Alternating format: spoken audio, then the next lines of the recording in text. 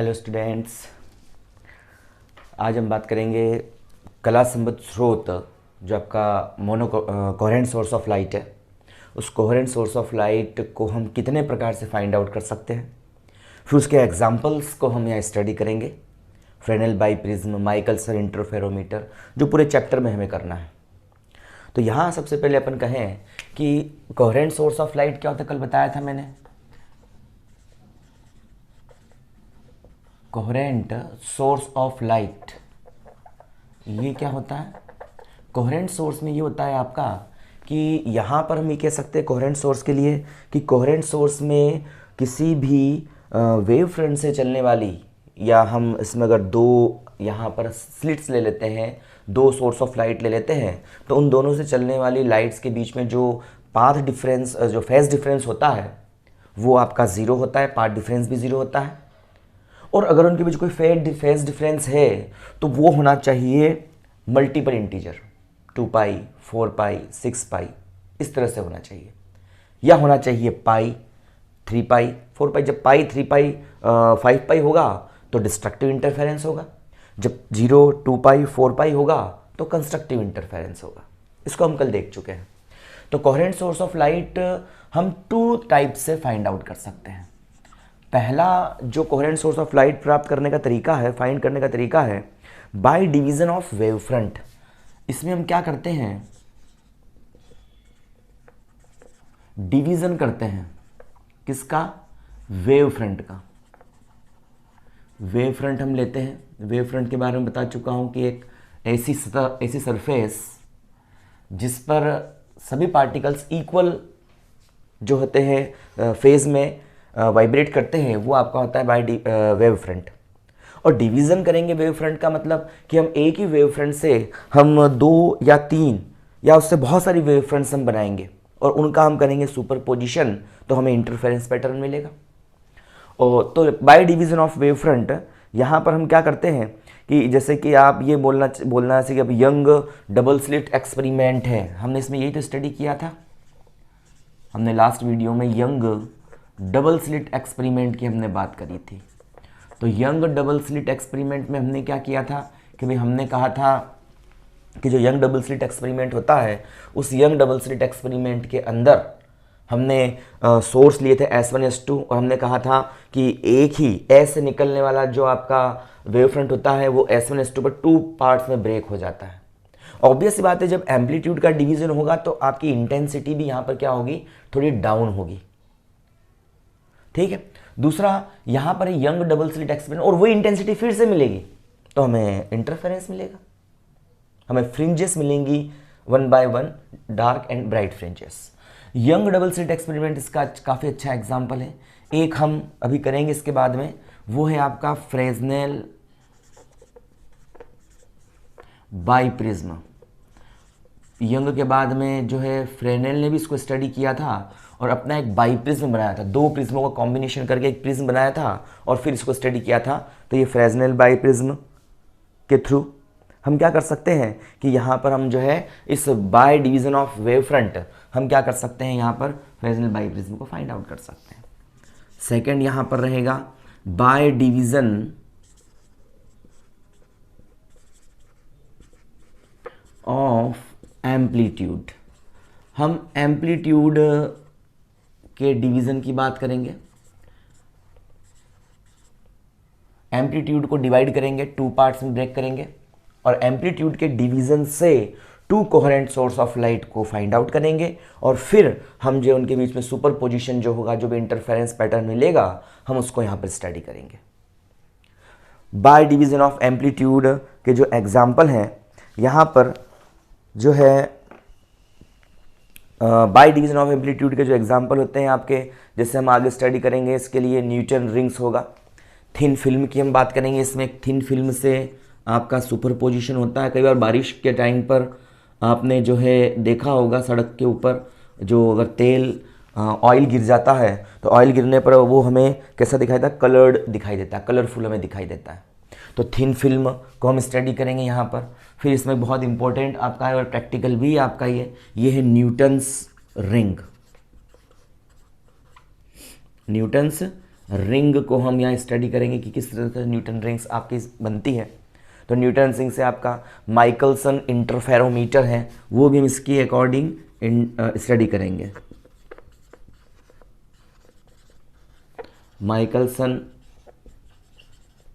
Interferometer apparatus है ये, आपका जो है जो इंटरफेरेंस उसको स्टडी करने के लिए। तो ये आपका इस तरह से अपन यहाँ डिवीज़न करते हैं। इन दोनों में रिक्वायरमेंट ये होती है कि यहाँ पर जो आपका सोर्स होना चाहिए ना, इसमें जो सोर्स लेते हैं अपन ब्रॉड सोर्स लेते हैं, ब्रॉड सोर्स लेते हैं। ब्रॉड सोर्स से मतलब ये होता है कि हम कोई भी, जैसे कि आपने सोडियम लैंप ले लिया, उससे बहुत सारी वेव्स चल के आएंगे, तो पूरा पूरा हम उस बल्ब को स्टडी यहाँ पर सामने रख कर उसको स्टडी करते हैं। यहाँ पर जो हमें सोर्स चाहिए होता है वो पॉइंटेड सोर्स चाहिए होता है। पॉइंटेड सोर्स की हमें रिक्वायरमेंट होती है, यहाँ पर बहुत बारीक सा हमें यहाँ पर सोर्स चाहिए होता है। और हम कह सकें तो यहाँ पर हमें जो है यहाँ नैरो सोर्स की यहाँ पर रिक्वायरमेंट, पॉइंटेड बोल दो या नैरो बोल दो, तो नैरो सोर्स की हमें रिक्वायरमेंट यहाँ होती है। ऐसा सोर्स हम बनाते हैं, स्लिट के रूप में इसको अपन फाइंड आउट कर सकते हैं। तो इन दोनों के लिए जैसे अपन ने यंग्स डबल स्लिट में नैरो सोर्स की बात करी थी SN2 की, फ्रेनेल बाइप्रिज्म में नैरो सोर्स की जरूरत होगी हमें। यहाँ पर बाय डिवीजन ऑफ एम्पलीट्यूड जिसमें हम तीनों को स्टडी करेंगे, उसमें ब्रॉड सोर्स की हमें यहाँ पर जरूरत होगी। तो 1 बाय 1 हम सभी को स्टडी करने वाले हैं यहाँ पर। तो सबसे पहले यंग डबल स्लिट एक्सपेरिमेंट मैंने आपको लास्ट वीडियो में बता दिया था किस तरह से हम जो उसको यहाँ पर स्टडी करते हैं, और यहाँ पर वेव फ्रंट का डिवीज़न होता है। हम यहाँ बात करें तो यहाँ पर अब हम कहते हैं, तो दूसरा हम स्टडी करते हैं फ्रेनेल बाइप्रिज्म। फ्रेनेल जो सेकेंड साइंटिस्ट था जो इसने स्टडी किया था इसको, आपके जो है इंटरफेरेंस को अपने बाइप्रिज्म की हेल्प से। सबसे पहले इसने क्या किया कि अपना एक बाइप्रिज्म लिया। यहाँ पर बाइप्रिज्म कैसे बनाया इसने 2 ऐसे बाइप्रिज्म ले लिए, ऐसे बाइप्रिज्म जिनके एंगल क्या होते हैं 90 डिग्री से, ये दोनों एंगल 90 डिग्री से लेस होते हैं। तो 90 डिग्री से लेस वाले एंगल को, लेस वाले उसने प्रिज्म को यहाँ पर लिया। ये दोनों एंगल क्या होंगे आपके ऑब्क्यूट। ऑब्क्यूट से मतलब ये होता है कि दोनों के दोनों जो होंगे आपके ये होंगे 90 डिग्री से लेस। इसी तरह का प्रिज्म इसने और ले लिया ऐसा, और इस प्रिज्म को बेस के थ्रू ऐसे आपस में क्या कर दिया, कनेक्ट कर दिया, दोनों को जॉइंट कर दिया बीच में से। और यहाँ पर क्या किया, इसको इस प्रकार से इसने जो है रेडी किया कि ये एंगल जो आपका हाफ डिग्री या 30 मिनट के दोनों एंगल बन जाए, और ये जो एंगल बनेगा मिलने के बाद पूरा ये अप्रोक्सीमेट 180 के आसपास, अपन इसको 179 डिग्री के आसपास रखते हैं इसको, तो अप्रोक्सीमेट 180 के आसपास का होता है। इसका मतलब ये है कि पूरी पूरी एक प्लेट की भांति ही आपको दिखाई देगा, एज ए प्लेट ही आपको दिखाई देगा। एक्चुअल में उसको बनाने के लिए करते हैं क्या है कि एक नॉर्मल कांच की प्लेट ले लेते हैं, और कांच की प्लेट लेके उसको इस प्रकार से उसकी कटिंग करते हैं कि ये दोनों एंगल आपके हाफ डिग्री और ये एंगल आपका 179 के आसपास बन जाए। तो इस प्रकार से एक बहुत पतली, हमें लगभग कांच की प्लेट के अकॉर्डिंग वो दिखाई देता है, ज़रा डिफरेंस नहीं हमें इसमें शो होता। बहुत ध्यान से देखने पर देख सकते हैं कि आपका जो है ये प्रिज्म यहाँ पर बनता है। इसने प्रिज्म लिया और इस प्रिज्म को लेकर के अपने जो ऑप्टिकल बेंच होती है उस ऑप्टिकल बेंच पे इसको सेटअप किया। ऑप्टिकल बेंच ले ली, ऑप्टिकल बेंच पर इसने 4 चीज़ें ली। पहली चीज़ इसने ली यहाँ पर मोनोक्रोमेटिक सोर्स ऑफ लाइट लिया। यहाँ पर ये इसने एक स्लिट रख दी। मैंने कहा कि इसमें हमें नैरो सोर्स की ज़रूरत होती है, तो स्लिट एस इसने यहाँ ले लिया और यहाँ पर इसने रख दिया कोई भी सोर्स के रूप में monochromatic source of light. Upon sodium wafer lamp को यूज़ कर सकते हैं यहाँ पर, तो वो इसने यहाँ पर रख दिया। इससे वेव चल के आती है और यहाँ पर इस स्लिट से, ये स्लिट होता है आपका नैरो स्लिट, इस नैरो स्लिट से ये लाइट यहाँ पर निकलता है। इस ऑप्टिकल बेंच पे हम इसको पूरे को सेटअप करते हैं। इस बेंच के ऊपर ऐसा स्टैंड लगा करके, और स्टैंड जो है यहाँ से इस बेंच के ऊपर आपकी रीडिंग्स होती है। बिल्कुल आप लोगों ने 12th क्लास में देखा होगा इसको, ऑप्टिकल बेंच को 0 से लेकर के 100 तक, और इस तरह से स्टैंड होते हैं, आगे पीछे इसके ऊपर खिसक सकते हैं फॉरवर्ड एंड बैकवर्ड डायरेक्शन में, और साथ ही साथ ये अपनी जो फॉरवर्ड बैकवर्ड डायरेक्शन के परपेंडिकुलर भी इसको अपन एडजस्ट कर सकते हैं। ऐसे स्टैंड यहाँ पर होते हैं। और इन स्टैंड्स पर हम क्या करते हैं, इस जगह पर इसके जस्ट सामने हम रख देते हैं यहाँ पर एक बाईप्रिज्म, इस तरह से रखते हैं अपन बाईप्रिज्म को ऐसे। लाइट जो होता है वो आपका यहाँ पर ऑपरेट होता है और फिर ये इसका वेव फ्रंट का इसके डिवीजन हो जाता है। इसके सामने अपन एक लेंस भी यूज कर सकते हैं। ये आपका सोर्स है, स्लिट है, ये आपका बाईप्रिज्म है, ये आपका लेंस होता है यहाँ पर, ठीक है। और इसके सामने रखा होता है आपका आईपीस। मतलब यहां पर हमारे पास में एपरेटस होता है जिसमें से हम क्या कर सकते हैं, क्रॉस वायर होते हैं उसके ऊपर अपन पूरे के पूरे इंटरफेरेंस पैटर्न को स्टडी करते हैं।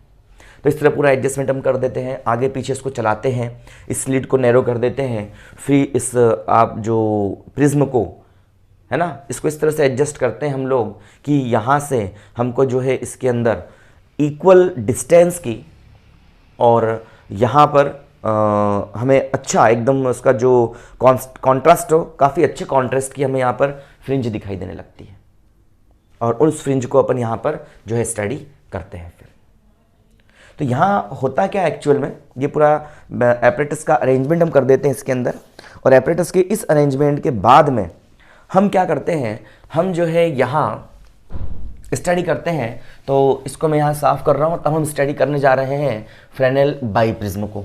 तो फ्रेनेल बाईप्रिज्म में होता क्या है कि ये आपका बाईप्रिज्म होता है, यहाँ पर मैं बाईप्रिज्म बना देता हूँ सबसे पहले, इस तरह से बाईप्रिज्म ले लिया मैंने। ये आपका बाईप्रिज्म है, हालांकि ये इतना ज़्यादा ब्रॉड तो नहीं होता, इतना ज़्यादा फैलाव तो नहीं होता, लेकिन समझाने के लिए इसको मैंने थोड़ा सा फैला करके बनाया है। यहाँ से आपका सोर्स एस से लाइट चलता है और सोर्स एस से लाइट चल के पूरा पूरा आपने एक ऐसा लीनियर सोर्स ले रखा है, एक स्लिट ले रखी है आपने, जिससे लाइट निकलेगा और पूरे के पूरे पार्ट पर ऑपरेट होता है, ठीक है। इस पार्ट को हम जो है यहाँ पर नाम दे सकते हैं ए, बी एंड सी। इसको नाम दे देता हूँ मैं A, this is point B and this is point C. इसका ए बी आपका रिफ्रैक्टिव सरफेस है, ये बी सी रिफ्रैक्टिव अपवर्तक तल है, रिफ्रैक्टिव सरफेस है। लाइट जब इसके ऊपर आता है तो लाइट पूरी तरह से फैल करके आता है, हम सारी रेज को नहीं लेते, हम कुछ रेज को अपन यहाँ लेके चलते हैं ताकि हम स्टडी करने में यहाँ पर हेल्पनेस रहे।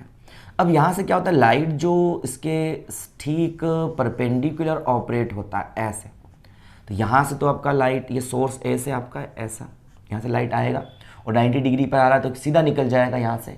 जैसे ही इस पॉइंट पर पहुँचेगा तो ये दो प्रिज्मों को जो हमने मिलाया दोनों अपना अलग अलग वर्क करेंगे।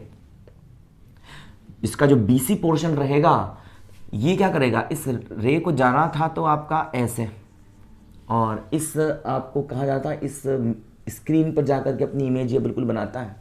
तो लाइट को जाना था ऐसे, बट ये लाइट होता है ना, जब इस बीसी रिफ्रैक्टिव सरफेस पर ऑपरेट होता है तो बीसी रिफ्रैक्टिव सरफेस क्या कर देता है, इसको टर्न कर देता है इसके खुद के पाथ से, और because of rare to denser to rare वो रे जाती है तो अपने नॉर्मल से क्या हट जाती है, अवे हो जाती है। तो ये कुछ इस तरह से आकर के जो है आपकी यहां आ जाती है रे, ऐसे यहां पर आ जाती है इस पॉइंट के ऊपर, ठीक है। इसी प्रकार से ये जो अपर पार्ट होता है ना, ये भी क्या करता है, ये भी अपनी क्वालिटी के अनुसार इस वाली रे को ब्रेक करता है। मतलब आपका जो वेव फ्रंट आ रहा है ना, वेव फ्रंट ही चल के आ रहा है, लेकिन वेव फ्रंट को हम एज ए रेज मान सकते हैं। मैंने आपको कहा था जो वेव फ्रंट वाली जो हमने थ्योरी ली थी उसके अंदर, तो उसमें क्या होगा, ये पार्ट इसको नीचे ब्रेक कर देगा और ऊपर वाला पार्ट इसको ऊपर की तरफ ब्रेक कर देगा। मतलब दो पोर्शन हो जाएंगे आपके वेव फ्रंट के। तो जो ए बी रिफ्रैक्टिव सरफेस है वो इस रे को क्या कर देगी, कुछ इस तरह से आपका डाइवर्ज कर देगी, फैला देगी, इसको उधर की तरफ ले जाएगी, इसको जाना था ऐसे पर चली जाएगी वो ऐसे। मतलब इसमें यहाँ से लेकर के इतना इसमें क्या हो जाएगा, यहाँ से जो इसमें विचलन हो जाएगा, इस चीज़ का डिवाइएशन हो जाएगा इस चीज़ का, तो इतना डिवाइएशन इसमें होगा। अब यहाँ से कुछ रेस ऊपर भी चलेंगी इस तरह से, ऐसे हम इस रे को ले लेते हैं सबसे पहले, ये रे यहाँ पर आएगी और आ करके ये क्या कर देगा, इसको इस तरह से थोड़ा सा टर्न कर देगा और डेंसर मीडियम में जाएगी तो from normal towards normal bent हो जाएगी, और वापस से डेंसर से रेयर में जाएगी तो वापस से क्या कर देगा इसको, ये अवे फ्रॉम द नॉर्मल, तो ये रे कुछ आपकी इस तरह से आएगी और इस तरह से यहाँ पर आकर मिलेगी, और इस पॉइंट को किसी पॉइंट बोल देता हूँ मैं P पर, इसको इंटरसेक्ट करेगी। इसी प्रकार से एक रे यहाँ से चल के आएगी, देखो ये रे ऐसे आ रही है, एक रे कुछ इस तरह से चल के आएगी इसके ऊपर ऐसे, है ना, और यहाँ से आएगी तो यहाँ से ये भी क्या कर देगा, इसको जो है इस तरह से ले जा करके इस पोर्शन पे क्या कर देगा, इसको यहाँ टर्न कर देगा ऐसे, इस रे को, इसी फेनोमेनन से कि रे आएगी और रिफ्लेक्ट होगी डेंसर टू रेयर, फिर रेयर टू डेंसर, फिर डेंसर टू रेयर, तो away from the normal. Normal इसका कुछ ऐसे होगा, ऐसे ऐसे नॉर्मल बना हुआ रहेगा इसका, तो ये अवे फ्रॉम द नॉर्मल ऐसे बेंट हो जाएगी। तो ये इस तरह बेंट होकर क्या होगा, ये यहाँ जाके मिलेगी और इस वाली रे को इस पॉइंट Q पर इंटरसेक्ट करेगी। इन दोनों रेस का सुपरपोजिशन होगा, इस रे का और इस रे का, और यहाँ पर हमें इंटरफेरेंस पैटर्न मिलेगा, और इंटरफेरेंस पैटर्न में हमें क्या मिलेगा, dark bright, dark bright, dark bright, ऐसी फ्रिंजेस हमें मिलना यहाँ पर चालू हो जाएंगे। सेंटर पे क्या मिलेगा आपको हमेशा, क्योंकि इक्वल पार्ट ट्रेवल करके आएंगी यहाँ से, सेंटर पर हमेशा हमें मैक्सिमा, क्या हम कह सकते हैं कि ब्राइट फ्रिंज मुझे यहाँ पर मिलेगी। तो इस तरह से हमारा पूरा एपरेटस सेट होगा। ओके, अब अगर इन रेस को हम पीछे, तो क्या हो गया यहाँ पर आपका, यहाँ पर मैंने कहा कि आपका डिवीजन हो गया किसका, वेव फ्रंट का, अपर पार्ट में और लोअर पार्ट में। अब अगर इस रेस को हम पीछे की तरफ यहाँ पर इंक्रीज करें, जैसे मैं इसको इंक्रीज करता हूँ यहाँ से ऐसे, और इसको इंक्रीज कर रहा हूँ मैं कुछ इस तरह से, तो ये रेस कहाँ आके मिलती है, इस सोर्स पे आके मिलती है। इसी प्रकार से इस रे को मैं बैकवर्ड पीछे की तरफ ड्रॉ करता हूँ ऐसे, और इस रे को मैं बैकवर्ड ड्रॉ करता हूँ पीछे की तरफ कुछ ऐसे, तो ये यहाँ पर आकर क्या होगी, सुपर इम्पोज होगी कुछ इस तरह से ऐसे, यहाँ पर आकर के सुपर इम्पोज होगी, तो यहाँ पर बनेगा आपका ये सोर्स ऐसा। इसका मतलब ये है कि यहाँ पर जब हम आईपीस से इसको देखेंगे तो हमें ये सोर्स की बजाय हमें S1 और S2 टू सोर्स यहाँ पर दिखाई देंगे, और इनसे आने वाली रे के बीच हमें यहाँ पर सुपरपोजिशन जो भी है हमें यहाँ पर बिल्कुल दिखाई देगा। ये S1 S2 आए कहाँ से, ये आए S से ही है भाई। जो रे हम यहाँ देखने जा रहे हैं, यहाँ से देख रहे हैं, वो हमें एक्चुअल में यहाँ से आती हुई दिखाई नहीं देगी, एक्चुअल में आ यहाँ से रही है, बट इसका एक इमेज बनेगा, वो इमेज यहाँ पर बनेगा और हमें ये रे यहाँ से आती हुई दिखाई देगा। अगर आप यहाँ से आके देखोगे तो आपको ये एस सोर्स नहीं दिखाई देगा, यहाँ नहीं दिखाई देगा, वो एस सोर्स आपको बिल्कुल यहाँ पर इस जगह दिखाई देगा। तो हमने इस पोजीशन के लिए इसको S2 बोल दिया, इस पोजीशन के लिए इसको S1 बोल दिया, और हमने ये कहा कि S के दो arbitrary source S1 and S2 हमने फाइंड आउट किए हैं। ये दोनों सोर्स एक दूसरे के साथ में पूरी तरह से कोहेरेंस है, और यहाँ से चलने वाली वेव्स जो होती हैं वो सुपर इम्पोज होती हैं, और हमें इस स्क्रीन पर हमें इंटरफेरेंस पैटर्न बिल्कुल फाइंड आउट होता है। तो इस तरह से फ्रेनेल ने यहाँ पर इसको स्टडी किया, और स्टडी करके जो है यहाँ पर इस इंटरफेरेंस पैटर्न को इसने देखा। ठीक है, तो ये था आपका फ्रेनेल बाइप्रिज्म। इस फ्रेनेल बाइप्रिज्म की हेल्प से बिल्कुल इसने सोर्स एक ही था, बस इसने टू आर्बिट्रेरी सोर्सेस बाइप्रिज्म की हेल्प से बना लिए, और इन दोनों के बीच में क्या कर दिया, सुपरपोजिशन करवा दिया, और सुपरपोजिशन करके इसने जो अपना पैटर्न फाइंड आउट किया। तो ये हो गया आपका फ्रेनेल बाइप्रिज्म। अब हम क्या चाहते हैं कि इसके कुछ एप्लीकेशंस हैं। पहला है फ्रेनेल बाइप्रिज्म की हेल्प से हमें जो आपने जो लिया है ना लाइट सोर्स, यहाँ पर इसकी वेवलेंथ हमें फाइंड आउट करना है। ये इसके यूजेस आ गए। हम पहला यूज कर सकते हैं इस फ्रेनेल बाइप्रिज्म का कि जो हमने यहाँ पर सोर्स लिया है ना, उस सोर्स की हमें वेवलेंथ यहाँ पर फाइंड आउट करना है। तो उस सोर्स की वेवलेंथ फाइंड आउट करने के लिए हम इसको फिर से ड्रॉ करते हैं, इस बाइप्रिज्म को। ये मैंने बाइप्रिज्म लिया फिर से अगेन इस तरह से। लाइट जो ऐसे आ रहा था सीधा ऐसे, वो जाना था उसको ऐसे, पर वो डिवाइड हो जाता है कुछ ऐसे, इस एंगल से, यहाँ से ऐसे डिवाइड होकर के पीछे की तरफ ये आपका जाता है, और पीछे की तरफ हम इसको बिल्कुल यहाँ से, और उसी प्रकार से ये लाइट जो होता है आपका कुछ इस तरह से आता है यहाँ पर सोर्स से ऐसे, और ये भी डिवाइड होता है, और डिवाइड होकर के ये कुछ ऐसे चला जाता है बिल्कुल, है ना। थोड़ा सा इसको ऊपर तरफ कर दो, इतना ज़्यादा भी नहीं, लेकिन हल्का सा टर्न होता है इसमें ऐसे। अब मैं इन रेस को अगर पीछे की तरफ में ड्रॉ करता हूँ, ऐसे ड्रॉ किया, और इसको मैंने ऐसे ड्रॉ किया ऐसे, तो हमारे पास में अगर देखें तो यहाँ से हमें बिल्कुल दिखाई दे रहा है कि ये जो एंगल है आपका, ये एंगल आपका डेल हो जाएगा, बिकॉज अब दोनों लाइन एक दूसरे को इंटरसेक्ट कर रही है, तो ये भी डिवाइएशन एंगल, विचलन कोण डेल हो जाएगा आपका। तो ये deviation angle and this is deviation angle, दोनों डिवाइएशन एंगल हो जाएंगे। और यहाँ से यहाँ तक की जो डिस्टेंस है ना, इस सोर्स S1 से S1 S2 के बीच की डिस्टेंस डी ली थी हमने इस यंग डबल स्लिट में, तो अपन यहाँ से भी इसको उसी प्रकार बनाना चाहते हैं। तो इस डिस्टेंस को मैं डी, ये दोनों सोर्स एक दूसरे से डी डिस्टेंस पर, ऐसा अपन मान लें। तो ये अगर सेंटर पॉइंट है तो इक्वल डिस्टेंस में ही मिलेगा, इसी इक्वल डिस्टेंस पे ये मिलने वाला है मुझे, क्योंकि आपका एंगल दोनों के लिए ये 179 डिग्री का बना रखा अपन, और ये दोनों एंगल्स के सेम है। तो ऑब्वियस बात है ये डिस्टेंस d/2 और ये डिस्टेंस भी क्या होगी आपकी d/2 डिस्टेंस होगी। तो इस तरह से मैंने इसको यहाँ पर ड्रॉ कर लिया। अब हम यहाँ से इस डिस्टेंस को ड्रॉ कर लेते हैं, और अब यहाँ से हम कहते हैं कि अगर AB और AC ये आपकी AB थी एंड दिस इज आपकी BC थी, ये यदि आपकी रिफ्रैक्टिंग सरफेस होती है, तो इस स्थिति में हम यहाँ पर ये कह सकते हैं कि आपका जो एंगल होता है यहाँ पर, इस एंगल को मैं बोल देता हूँ कौन सा एंगल है, अल्फा एंगल। ये एंगल जो अपन ने कहा ना हाफ डिग्री का, तो ये एंगल मैं बोल देता हूँ अल्फा एंगल। ये अल्फा एंगल है आपका, इसे अपन प्रिज्म एंगल कहते हैं यहाँ पर। इसको अल्फा क्या है यहाँ पर आपका, अल्फा जो है प्रिज्म एंगल है, ये आपका प्रिज्म एंगल है। तो प्रिज्म एंगल आपका यहाँ बन जाता है, और ये प्रिज्म एंगल बन गया आपका alpha is equal to prism angle है आपका, ठीक है। तो ये प्रिज्म एंगल आपका यहाँ पर रेडी हो जाता है। अब इस प्रिज्म एंगल यदि हमारे पास अल्फा है, और अगर हम यहाँ से कहें कि प्रिज्म एंगल आपका अल्फा है, ये आपका d/2 है, ये जो आपकी इतनी कंडीशंस हैं, तो हम यहाँ से ये कह सकते हैं कि इस कंडीशन के लिए अब हम यहाँ पर क्या करते हैं, इस डेल मिनिमम डिवाइएशन एंगल को फाइंड आउट करते हैं। और आपने इसको पढ़ चुके हैं, वो होता है a इंटू μ-1, यही होता है। बट ये क्या बोल दोगे आप, दिस इज अल्फा, तो d is equal to alpha into μ-1 यहाँ पर ये होता है, क्योंकि मैंने प्रिज्म एंगल आपका अल्फा लिया है। ये minimum deviation angle sine mu is equal to A sine a plus del m/2 upon में sine a/2 a plus del m/2 को अपन लगभग approximate a plus del m/2 बराबर मान ले, sine a plus del m/2 sine a/2 को अपन a/2 के बराबर मान ले, तो अपन बिल्कुल इस चीज़ को फाइंड आउट कर सकते हैं। ये मुझे इक्वेशन मिल जाती है, इक्वेशन नंबर फर्स्ट। मतलब डिवाइएशन आपका इतना हो रहा है अल्फा इंटू μ-1। म्यू क्या है, इस प्रिज्म का रिफ्रैक्टिव इंडेक्स है, ठीक है।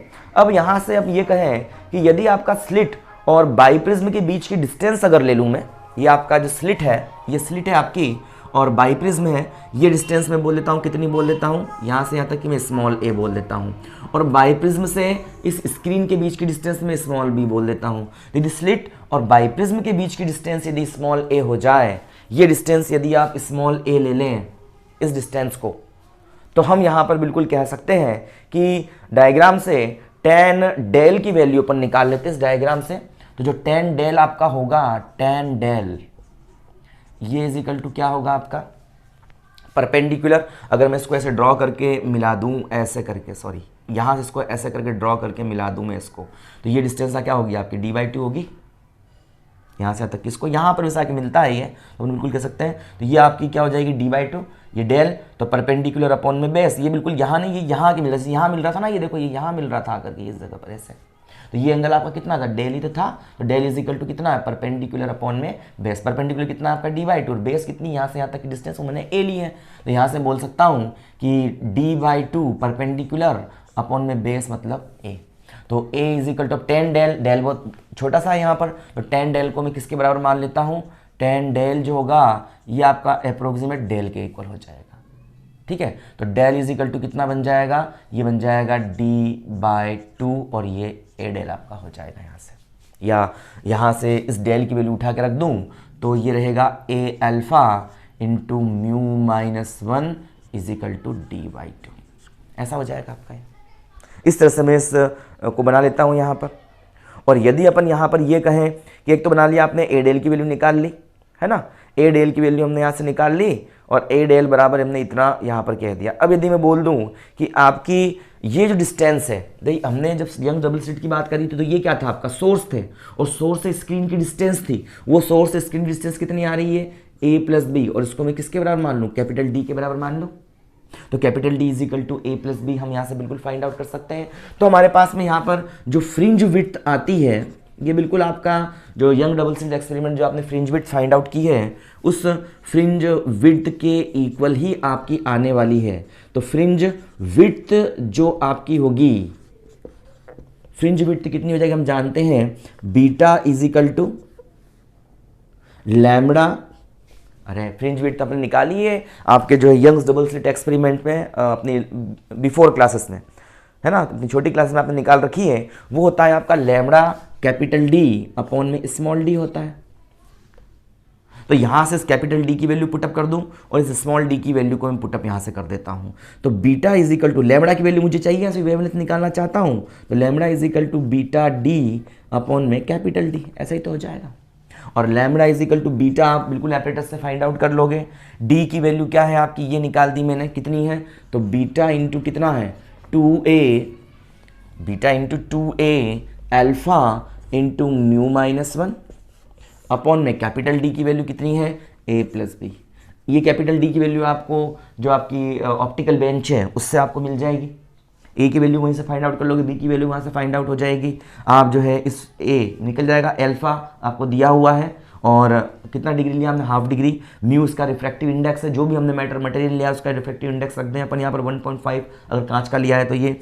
और बीटा हम एपरेटस की हेल्प से बिल्कुल फाइंड आउट कर लेंगे। तो यहाँ से जो अपने सोर्स लिया है उस सोर्स की वेवलेंथ हमें यहाँ से फाइंड आउट हो जाती है। तो इस प्रकार से अपन सोर्स की वेवलेंथ बिल्कुल यहाँ से निकाल लेते हैं।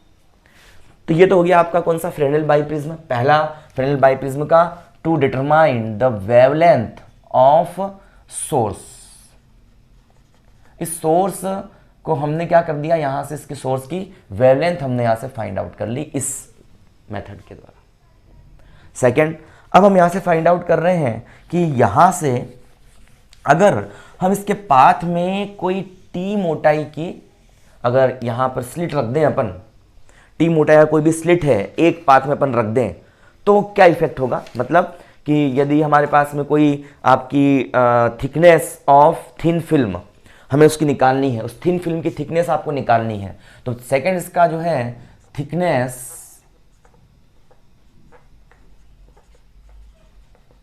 Of thin film with the help of biprism. एक थिन फिल्म आपने ले ली यहाँ पर और उसका जो रिफ्रैक्टिव इंडेक्स है वो आप म्यू ले लो या एन ले लो, एन रिफ्रैक्टिव इंडेक्स की आपने थिन फिल्म ले ली और उसको आपने प्लेस कर दिया बिल्कुल यहाँ पर, इस जगह पर प्लेस कर दिया ऐसे। तो इस थिन फिल्म की विड्थ अपन बिल्कुल फाइंड आउट कर सकते हैं। एक अपन डाइलेक्ट्रिक मीडियम रख देते हैं इसमें, है ना। डाइलेक्ट्रिक मीडियम में हम जो है यहाँ से आप जो है अभ्रक ले लो, है ना, मोम, कुछ भी आप ले सकते हो इसके अंदर। तो वो आपने क्या कर दिया, इसमें जो है पुटअप कर दिया, यहाँ रख दिया आपने इसको। तो उस कंडीशन में आपका क्या होगा, तो उस चीज़ को हम यहाँ से फाइंड आउट कर रहे हैं कि भाई क्या कंडीशन होगी अगर हम एक एन रिफ्रैक्टिव इंडेक्स की और टी विड्थ की अपन थिकनेस की क्या रख दे, यहाँ से हम जो है एक फिल्म रख दे, तो उस फिल्म की विड्थ हम यहाँ से इजीली फाइंड आउट कर सकते हैं। वो कैसे फाइंड आउट करना है, तो इसको तो मैं यहाँ से बिल्कुल साफ कर देता हूँ। एक नॉर्मल डायग्राम हम इसका बना लेते हैं। ये बिल्कुल इस तरह से नॉर्मल डायग्राम बनाता हूँ मैं इसका। ये आपका स्लिट है ऐसा, ये बात कर रहे हैं। ये आपका जो है S1 है, ये जो है आपका यहाँ से ये S2 स्लिट, यही तो बनाई थी मैंने अभी वापस से बाइप्रिज्म की हेल्प से। और यहाँ है आपकी स्क्रीन ऐसे। अब ऑब्वियस सी बात है कि यहाँ से चलने वाली वेव्स जो रहेंगी और यहाँ चलने वाली वेव यहाँ तो पहुँचेंगी, तो यहाँ पर तो आपको क्या मिलेगा, हमेशा सुपर पोजिशन होगा। और सुपर पोजिशन होने के बाद में आपको कौन सा इंटरफेरेंस मिलेगा, यहाँ से कंस्ट्रक्टिव इंटरफेरेंस मिल जाएगा आपको। तो ब्राइट फ्रिंज मुझे यहाँ पर मिल जाएगी। और यहाँ से मैं कहता हूँ कि यहाँ से ये वाला इस पॉइंट पर, यहाँ से कितनी डिस्टेंस है, ये आपकी y डिस्टेंस की अपन बात कर रहे हैं। और यहाँ से ये वेव चल के आएगी इस तरह से, यहाँ से यहाँ आ रही है, तो दोनों वेव्स चल के आ रही है कुछ इस तरह से, और यहाँ पर आके सुपर इम्पोज हो रही है, और यहाँ पर भी हमें कोई फ्रिंज मिल रही है। वो ब्राइट भी हो सकती है, वो डार्क भी हो सकती है। हम दोनों कंडीशन के लिए इसको देख लेंगे अभी। तो हमने क्या किया कि हम कहें कि भाई यहाँ से भी इसको मिला दूँ, मैं ड्रॉ कर दूँ, इस तरह से ड्रॉ कर दिया इसको मैंने, और ये एंगल मैंने बोल दिया आपका ये वाला, इसको यहाँ से मिला दिया, इसको मैंने यहाँ से ड्रॉ करके सामने वाले मिला दिया। ये एंगल थीटा अगर है तो ऑब्वियस सी बात है ये एंगल भी थीटा है। अरे भाई बिल्कुल फ्लेयर आउट हुई है यहाँ से, ये ऐसे जा रही थी और ये ऐसा कैसे फ्लेयर आउट हो गया आपका वेव फ्रंट, तो ये थीटा एंगल ही होंगे आपके सारे। अगेन मैं कहूँ कि यहाँ से मैं एक नॉर्मल ड्रॉ कर देता हूँ इसके ऊपर ऐसा, ये नॉर्मल ड्रॉ S2 से ये नॉर्मल ड्रॉ कर दिया A पॉइंट के ऊपर, ये आपका नॉर्मल है। ये एंगल कितना है आपका बताओ, ये एंगल रहेगा आपका थीटा। भाई बिल्कुल मैथमेटिकली प्रूव कर सकते हैं हम इसको, जब ये एंगल थीटा तो ये एंगल भी आपका थीटा बनेगा। ये इसका सेंटर पॉइंट है, तो ये टोटल डिस्टेंस जो होगी आपकी, ये बोल देता हूँ मैं D है अगर, तो ये डिस्टेंस